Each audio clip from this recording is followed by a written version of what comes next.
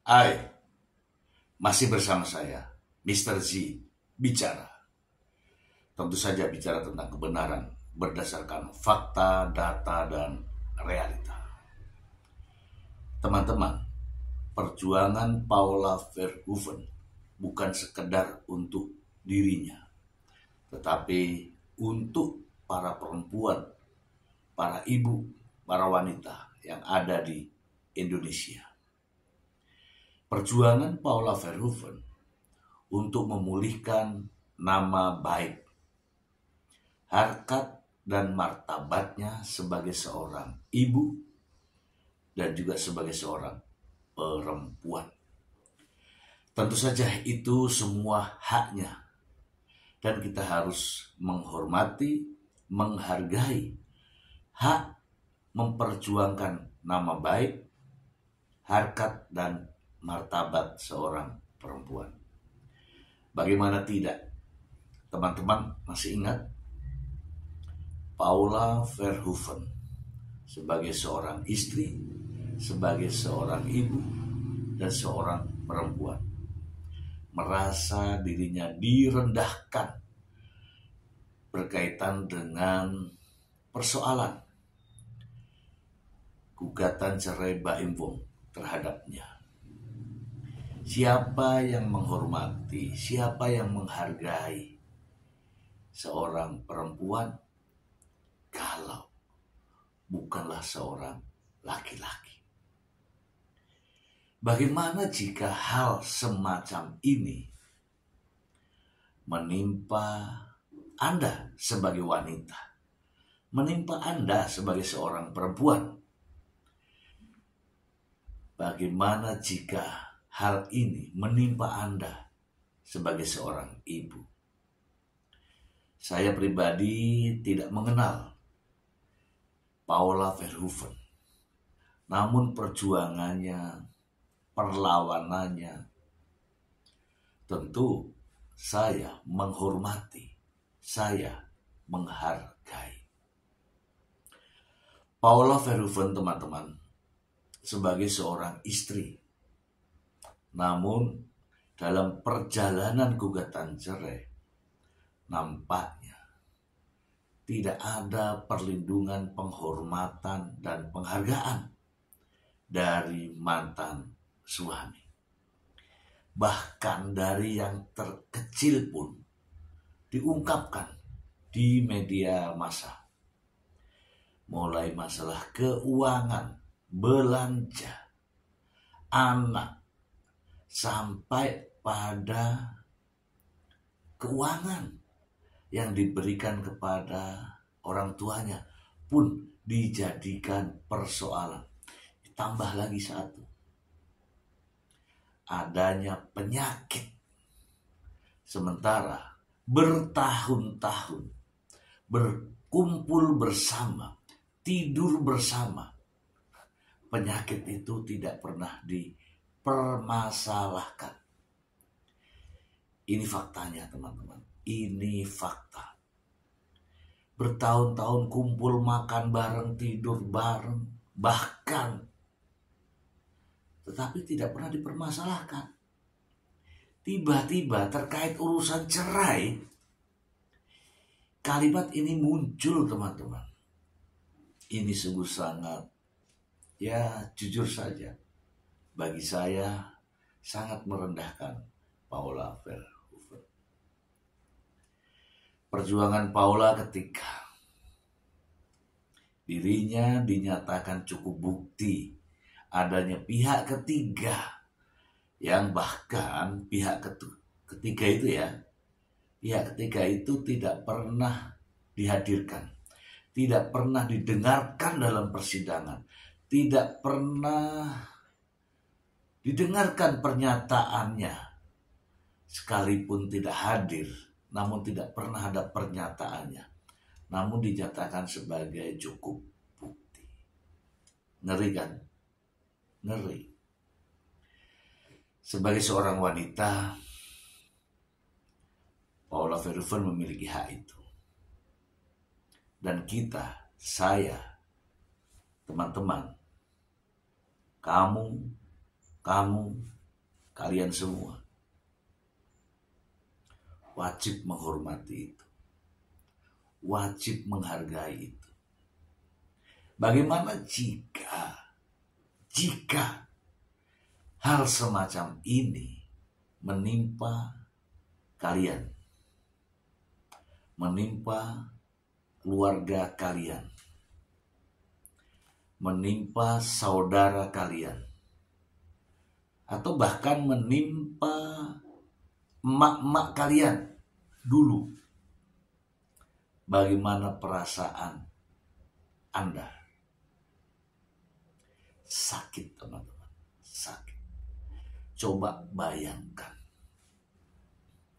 di persidangan Paula Verhoeven dihadapkan pada saksi-saksi yang adalah dulu orang-orang dari Paula Verhoeven. Namun ketika menjadi saksi telah direkrut menjadi karyawan suaminya atau mantan suaminya. Apakah benar saksi-saksi itu fair? Tentu saja tidak. Tentu saja tidak. Yang berikutnya, apakah fair jika Paula Verhoeven dihadapkan dengan bukti-bukti yang bukti-bukti itu telah mengalami perubahan dan hakim mempercayai itu? Bagaimana kira-kira jika hal ini terjadi pada kalian? Teman-teman, kini Paula Verhoeven berjuang yang seharusnya tentu saja kita memberikan penghormatan. Perjuangannya ini tak lain adalah untuk memulihkan nama baiknya, untuk mengembalikan harkat dan martabatnya sebagai seorang wanita. Bagaimana tidak, teman-teman? Seorang istri yang selama ini telah mendampingi bertahun-tahun, kemudian setelah dicampakkan, dinyatakan sebagai istri yang durhaka, dinyatakan istri memiliki penyakit. Sungguh ironis, teman-teman. Ironis. Seperti kita ketahui bahwa Paula Verhoeven memperjuangkan ini semua, melaporkan dari hasil sidang di Pengadilan Agama Jakarta Selatan ke Komisi Yudisial, ke Bawas MA, ke Komnas Perempuan, dan juga banding. Perjuangan yang sangat-sangat luar biasa. Teman-teman, coba teman-teman bayangkan. Ini Paula Verhoeven berjuang seperti ini. Ini menunjukkan bahwa Paula Verhoeven tidak seperti yang dituduhkan. Tidak melakukan itu. Seandainya saja Paula Verhoeven ini melakukan apa yang ditudingkan dan itu benar, yakin perempuan manapun, wanita manapun, seorang ibu manapun, jika itu benar, teman-teman, dia tidak akan melakukan perlawanan. Percayalah. Yang ada hanyalah permintaan maaf. Contoh nih, maafkan saya saya khilaf, saya berkhianat, saya lupa, saya lalai, saya dan seterusnya. Itu kalau benar. Percayalah, kalau Paula Verhoeven selingkuh, tidak mungkin Paula memperjuangkan hak-haknya seperti ini.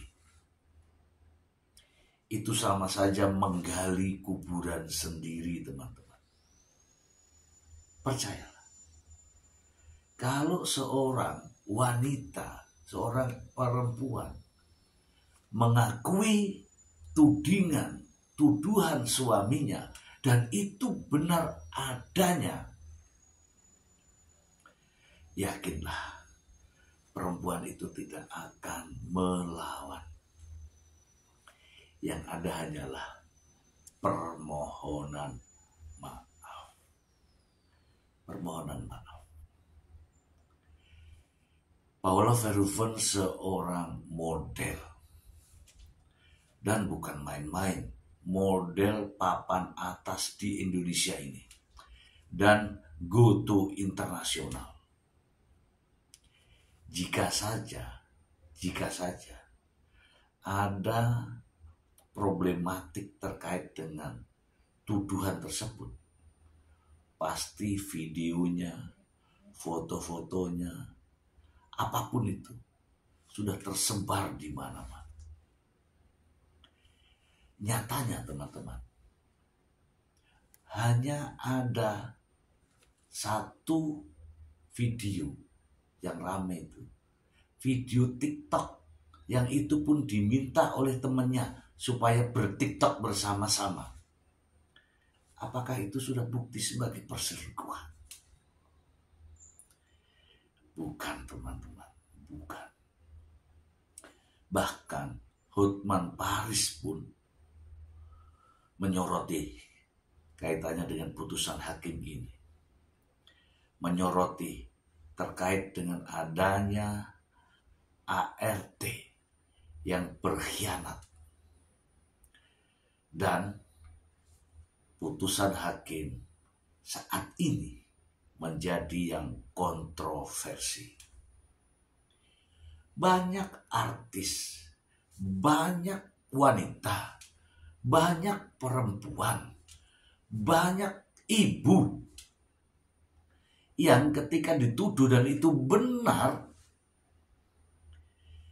tidak ada satupun yang melakukan perlawanan. Ingat, tidak ada satupun yang melakukan perlawanan. Bahkan menenggelamkan diri dari dunia media sosial. Banyak. Tapi lihatlah Paula Verhoeven ketika dituduh adanya perselingkuhan ini. Jelas Paula Verhoeven fight, melakukan perlawanan. Jelas Paula Verhoeven fight, berjuang untuk nama baiknya. Dan mungkin Anda sendiri melihatnya. Paula Verhoeven tidak sembunyi.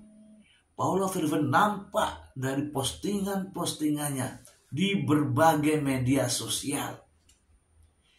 Ini menunjukkan bahwa Paula Verhoeven tidak melakukan apa yang dituduhkan. Iya kan? Kalau tuduhan itu benar, teman-teman, dan Paula Verhoeven melawan, maka saya sebutkan bahwa itu menggali kubur sendiri, tanda kutip. Dan faktanya sampai hari ini Paula Verhoeven terus berjuang. Artinya apa? Dia ingin tunjukkan kepada kita semua, pada masyarakat, bahwa perempuan jangan mau direndahkan. Perempuan jangan mau dilemahkan. Perempuan jangan mau diinjak-injak harkat dan martabatnya. Ini untuk perempuan-perempuan Indonesia. Sampai saat ini ya teman-teman ya. Sampai saat ini. Paula tidak pernah mengatakan bahwa dirinya selingkuh. Paula telah membantah semua tudingan itu. Namun ternyata bantahannya tidak dijadikan pertimbangan. Terus menjadi orang yang disudutkan, terus menjadi orang yang diserang. Dan kini Paula menghadapi apa yang dinamakan dengan sidang banding. Untuk apa? Tidak lain dan tidak bukan hanyalah untuk memulihkan harkat dan martabatnya dan juga nama baiknya. Ada sebagian teman-teman mengatakan bahwa orang selingkuh kok dibela. Teman-teman bisa menulis itu. Tetapi tahukah Anda makna selingkuh? Dan itu tidak dilakukan oleh Paula Verhoeven. Saya telah mengatakan bahwa bagaimana jika hal ini terjadi pada ibu Anda, saudara Anda, bahkan ada anak-anak kita. Kemudian ya orang terdekat kita. Apakah Anda juga akan mencibir saudara Anda sendiri? Tentu saja tidak, teman-teman. Siapa yang membela wanita? Siapa yang membela perempuan? Siapa yang membela saudara perempuan kita? Yang membela adalah ya kita, Anda, kalian semua. Jangan ikut larut dalam fitnah. Karena fitnah lebih kejam daripada pembunuhan. Saya melihat ini semua sengaja. Sengaja dibuat untuk menceraikan, untuk menjatuhkan, untuk memisahkan, dan bahkan untuk tidak mendapatkan hak-haknya sebagai seorang perempuan, sebagai seorang ibu. Bayangkan sakitnya ketika seorang ibu digugat cerai, kemudian dijauhkan dari anak-anaknya, kemudian tidak diberikan hak atas harta yang diperoleh bersama-sama selama ini.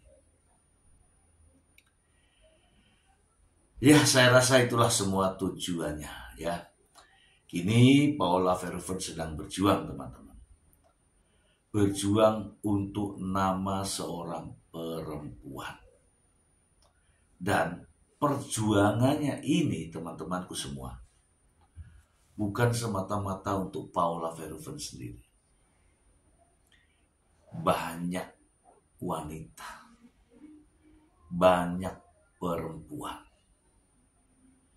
banyak seorang ibu yang diperlakukan seperti Paula Verhoeven. Namun tidak kuasa untuk melakukan perlawanan. Ya, mudah-mudahan dengan perjuangan dan perlawanan Paula Verhoeven, perempuan-perempuan di Indonesia, wanita-wanita di Indonesia, para ibu di Indonesia melawan ketika nama baik, ketika harkat dan martabatnya sebagai seorang perempuan,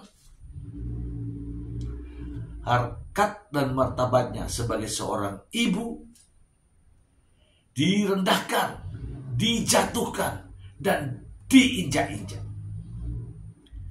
Jangan hanya diam. Perjuangan Paula Verhoeven kali ini, teman-teman, yakin dan percaya, bukan untuk dirinya sendiri, namun untuk para perempuan seluruhnya yang ada di Indonesia. Ini bukan hanya sekedar opini, teman-teman. Kita akan buktikan beberapa tahun yang akan datang. Apapun ucapan saya pertanggungjawabkan. Memang terkadang jika itu belum terjadi, maka omongan orang lain dianggap basi. Tetapi jujur harus diakui, hal semacam ini banyak yang terjadi. Dan dimulai dari sini, perempuan-perempuan Indonesia seharusnya melakukan perlawanan, bukan hanya diam dan meratapi nasib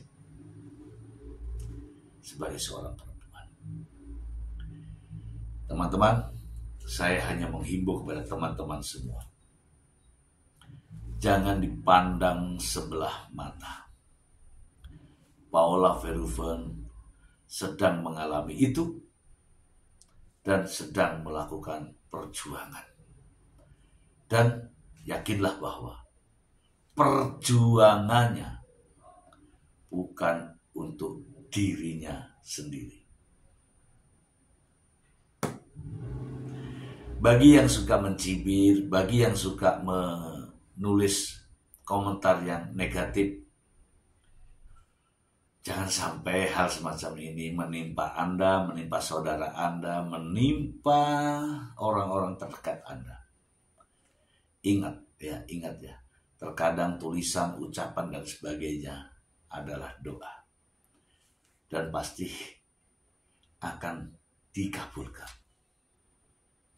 Demikian untuk teman-teman semua. Semoga bermanfaat. Terima kasih. Bye.